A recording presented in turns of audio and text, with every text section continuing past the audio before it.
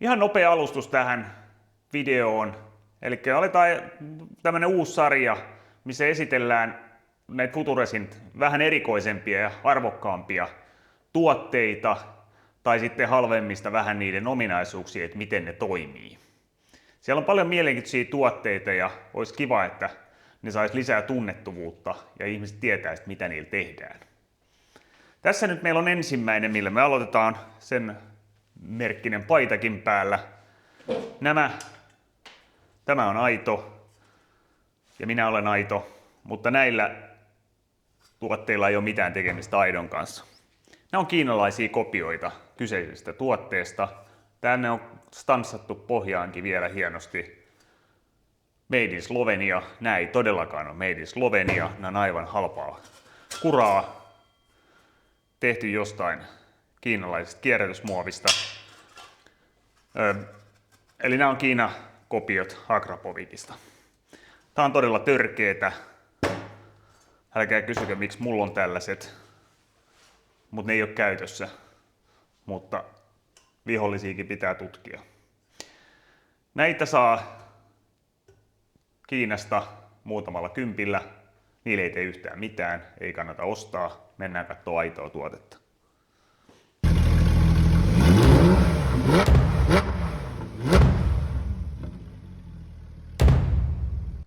Aina kun me puhutaan mielenkiintoisista osista ja kun me puhutaan laadukkaista osista, ja nyt mennään nimenomaan tänne pakoputkipuolelle, niin silloinhan me puhutaan aina Akrapovikista.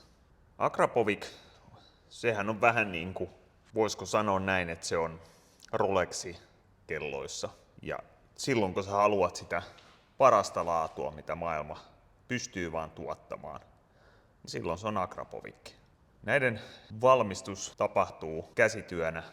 Näiden kaikki hitsaukset on ihan virheettömiä. Ja näähän on täyttä titaania. Joskus puhutaan titaanista, niin se on enemmän tai vähemmän feikkiä, mutta tää on sitä itseänsä. Kaikki on titaania. Ihan kaikki. Ja se näkyy painossa. Nää ei yksinkertaisesti paina yhtään mitään nää.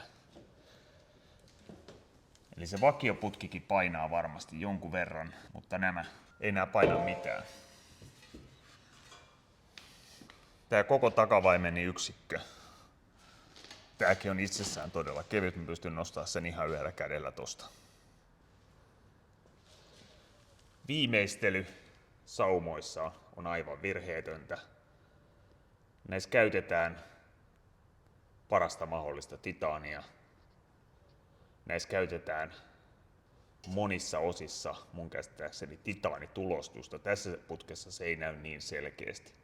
Mutta esimerkiksi Porsche GT3 992, siellä menee semmonen pieni väliputki. Siitä näkee, että se on tulostettu titaaniin. Se on todella hieno yksityiskohta. Eli tää on kyllä varmaan arvostetuin valmistaja. Lähtenyt moottoripyöristä. Saa kerännyt siellä arvostusta, kilpailuhistoriaa ja sitten siirtynyt autojen puolelle. Nämä hiilikuitupäät, nämä on ihan aitoa hiilikuitua. Nämä ei ole mitään Kiina Akrapovikkia, titania sisus. Näitä saa tähän malliin kahta erilaista. Pyöreitä ja sitten tätä tähän malliin tavallaan sopivaa, tämmöistä kulmikasta. Ne saa valita. Tämä putki on siis menossa G90 kautta G99 M5, eli uusimpaan M5. Se mikä tästä tekee spesiaalin, tässä on 3 osaa. Tässä on tämä niin sanottu Akrapovikki kutsuu näitä sliponeiksi, eli tämä takavaimen, niin se on se yleisin päivitys. Se on yleisin päivitys siksi, että EU-lakien mukaan täällä pitää olla OPF. Tämä auto, mihin tätä ollaan asentamassa, tämä on menossa EUn ulkopuolelle. Tästä karsitaan OPF pois. Suomessa tämä siis ei ole sallittua. Sen takia Akrapovikki tekee hyvin selväksi sen, että mihin maihin se on menossa, että salliiko ne ton OPF:n poiston vai ei. Eli tässä ei ole mitään laitonta, koska tämä ei jää Suomeen. Tämä lähtee eteenpäin. Me ollaan asennettu näitä M5, tämän uuden M5 yksi tämmöinen slip-on jo aiemmin. Kuten aina, Akrapovicin istuvuus on ihan 100%. Siinä ei ole mitään huomauttamista. Se ei kolise. Se ei pidä ikäviä droneja. Siinä ei ole mitään vikoja. Siitä voi rehellisesti sanoa se. Tässä on siis 3 osaa. Tässä on tämä slip-on, joka on tämä takavaimenin osuus. Eli keskiputkesta taaksepäin. Nämä päät myydään aina erikseen. Ja tässä on sitten vielä tämä keski- kautta etuosa myöskin. Ja tämä on OPF Off-versio. Eli äänekkäin myös mahdollinen. Nämähän ei ole kovaäänisiä vakiona nämä. M5 niin kuin ei ole mikään muukaan uusi auto. Kiitos meidän EUn sekä melu- että päästövaatimuksien. Siellä on ahtimet, siellä on katalysaattorit, siellä on nämä OPF:t. Ne kaikki syö sen äänen käytännössä ihan nollaan. Sen takia ne kuulostaa tehtaalta pölynimureilta. Minimiratkaisu siihen on hommata tämä Akrapovicin slip-on eli takavaimeinen ja päät, jos haluaa päät. OEM-päitä voi myös käyttää. Mutta jos haluaa kunnolla rähinää, niin kuin M5 kuuluu pitää, niin sitten tarvitaan nämä keskiputketkin. Siksi täällä on tosiaan nämä anturipaikat. Siinä on sekä paineanturi että lämpötila-anturi. Ja tuolla on vielä taaempana toinen. Niillä ei ole suurta merkitystä, koska tähänkin joudutaan tekemään sen lisäksi pienehkö softamuutos, eli se OPF myös poistetaan softasta. Ja BMW niillä on olemassa lähtökohtaisesti jo 2 versiota, koska esimerkiksi Amerikassa ei vaadita OPF:ää, niin niillä on käytännössä ihan on-off-asento sille jo tehtaan softassa, että se ei vaadi mitään varsinaisia päästömanipulaatioita sen poisottaminen, mutta softamuutoksella se on tehtävä. Titanista tulee semmoinen omanlaisensa ääni. Siihen ei tule sellaista dronea ainakaan Akrapovicin versioissa, eli kyllä siinä niin se äänimaailma suunnitellaan erittäin tarkkaan. Saadaan M-Sportti kuulostamaan taas M-Sportilta niin kuin ennen vanhaa. Niistä on tullut vähän nössöjä tässä ajan myötä.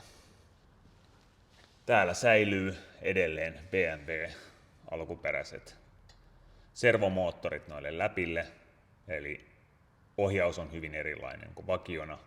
Tämä kulkee käytännössä silloin, kun tämä servo avaa ton läpän, niin tämä on käytännössä suora rööri ohi tuosta takavaimenteesta. Mä en tiedä, tuuks mä saamaan tästä ääninäytettä. Tää lähtee aika nopeasti eteenpäin tää auto, ja jos saan, niin ilman muuta laitan, koska itseäni kiinnostaa, minkälainen tästä tulee. Mä oon sen M5 kuullut jo pelkästään tuolla slip-onilla, mutta tästä tulee nyt jotain miehekästä. Me asennetaan näitä Akrapovickeja aika paljon Suomessa, suhteessa ainakin siihen miten paljon Suomessa ylipäänsä näitä myydään. Yllättyisitte, jos tietäisitte että kuitenkin, että kuinka paljon näitä myydään, vaikka hinta on aika iso. Tämän koko kokonaisuuden hinta taisi pyöriä noin 12 000 eurossa. Se voi kuulostaa isolta, mutta täytyy muistaa, että nyt ei ole kyse rantarolexista, vaan nyt on ihan aidosta Rolexista kyse. Noi pelkät päät maksaa yksistään 2000 euroa. Tiedetään, AliExpressissä on samannäköisiä, johon saa Akrapovicin logotkin, mutta ne on sitä rantarolexia. Ei ihan perusputkea siis.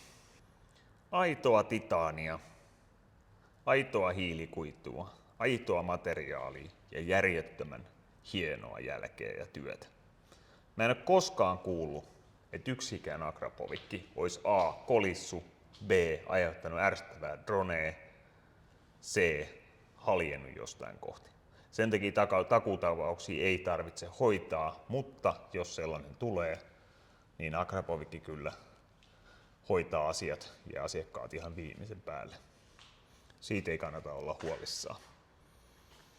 Yhdet päät on kerran mennyt takuuvaihtoon johtuen siitä, että siinä oli lakkavika, joka aiheutti, että siihen tuli ihan pieniä semmosia lakan hilselmiä. Moni ei niitä edes olisi huomannut, ne huomattiin jo ennen asennusta. Akrapovikki lähetti uudet päät saman tien. Saako näillä sitten tehoa? Sehän monesti kiinnostaa. Kyllä niillä saa myös tehoa.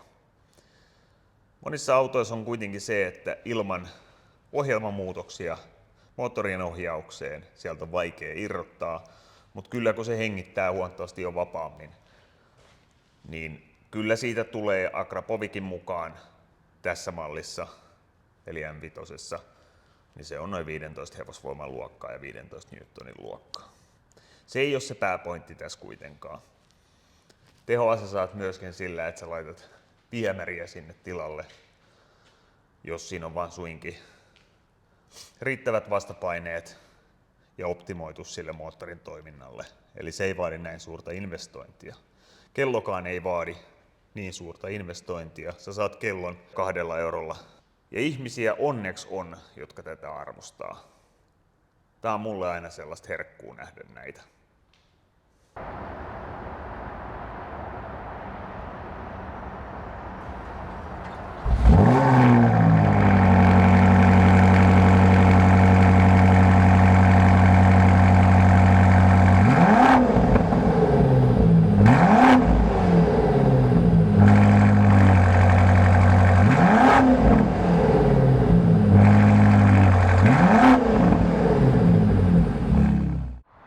Siinä on nyt se Bad Boy G99 M5.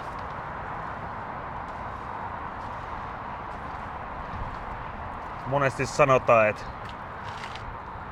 autot on luonnossa pienemmän kokoisia kuin mitä ne oli kuvissa, mutta täytyy sanoa, että tämän kohdalla oikeastaan kävi toisinpäin.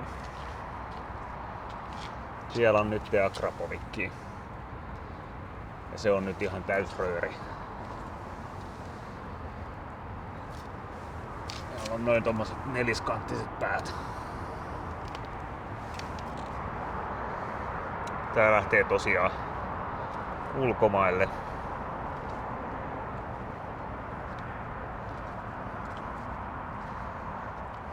Ja sitten edestä. Kyllähän se tossa noi kidukset kaisot ei haittaa, kun ne on mustat. En tiedä, onko ihan tehdastummat etulamput. Kovin tummalta näyttää kyllä kaikki lasit. Mutta sehän on vaan Suomen sääntö. Sillähän ei nyt ole tässä merkitystä.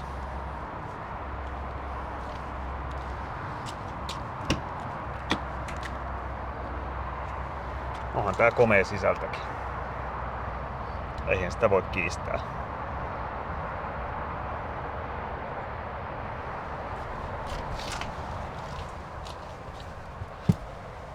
Kyllähän tässä kabiinissa viihtyy.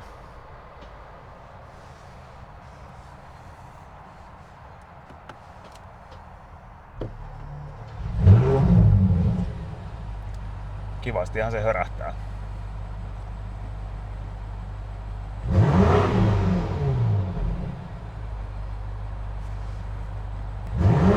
Läpät kiinni. Laitetaan tuolta läpät auki.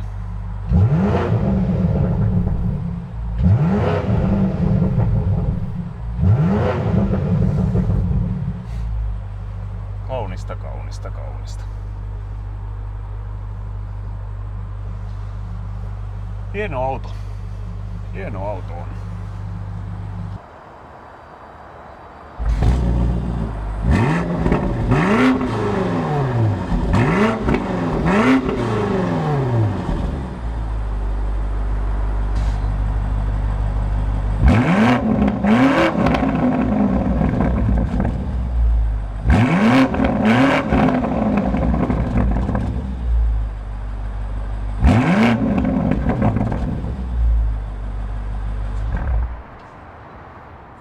Semmoista tällä kertaa.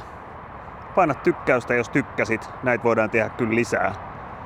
Mutta palataan seuraavilla videoilla taas. Katsotaan, mitä hienoa löydetään. Kiitos ja moi!